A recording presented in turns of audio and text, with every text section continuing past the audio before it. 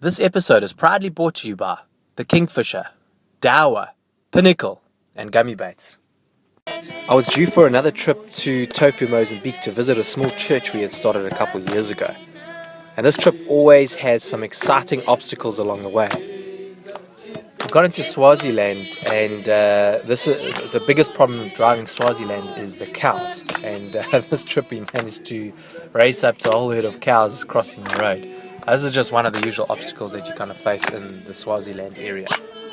Mozambique had been going through quite a big rainy season, and the roads at Tofo don't have any drainage at all, and they'd actually become like these little waterways. So wherever you're driving, you're like literally driving through dams and lakes to try and get to where you want to get to. Throughout the world, churches have been known by and symbolized through massive cathedrals. But what makes this church so remarkable and amazing and keeps me wanting to come back is the beauty of where it is. It sits on the edge of the marketplace, and your view is the Indian Ocean. The marketplace is also filled with beautiful handcrafted items that are made by local artists. This one building looks like it's going to fall down at any given moment. It's plaster's falling off, and you can see like massive rust through all the metalwork. After a long drive up to Tofo, it was time to eat, get some sleep, wake up, have a look at that amazing view that can make a grown man cry. My luck was not going to last very long, as Mother Nature decided to throw me some serious curveballs. Heavy rains and squalling conditions had me doing some of the hardest fishing of my life. Paddling into huge headwinds and trying to jig was proving to be almost impossible. It was actually quite amazing, these squalls, waves breaking over my boat. It was actually quite scary as I was sitting out there thinking, flip, I'm the only oak out here fishing, and I'm trying to muscle through these type of conditions. The hope inside of me was just that hopefully these conditions would change. Day 2, the conditions had improved a little, but I was still battling through some serious tough conditions. Apart from that, I was pretty sore from paddling into the headwinds the day before, spending 5 hours out on the water. There was also very little happening in the water. The finder, I was on these amazing pinnacles and dry wharfs, but there was absolutely no fish out there. Was probably one of the most surprising trips of my life, just looking at my finder and not seeing anything, where in the past I'd seen some amazing action out there. The final morning had arrived. I had nothing to show for some serious effort. Started off with a serious fail, and this is quite embarrassing actually. I hooked this small bunny, which is like ice cream out here to big game fish.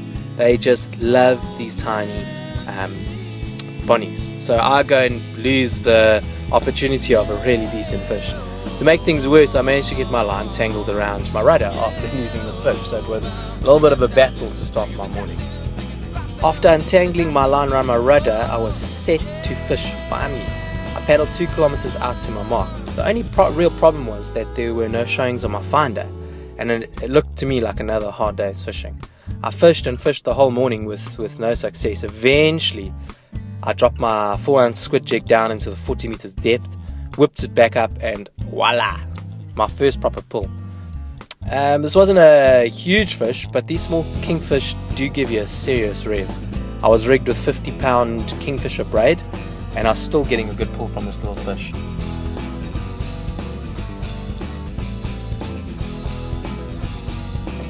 Finished my Mozambique trip up with one last pull, a black-tipped kingfish.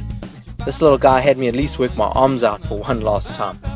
I must say the fishing was pretty disappointing, and all in all, the reefs, to my knowledge, look like they've been absolutely ripped apart by the Chinese trawlers. I've never been over 40-meter pinnacles in Mozambique where there's absolutely no fish on the finder.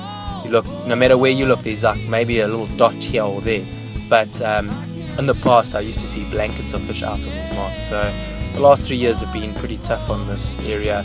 I'm really hoping that there's some sort of recovery over the next while.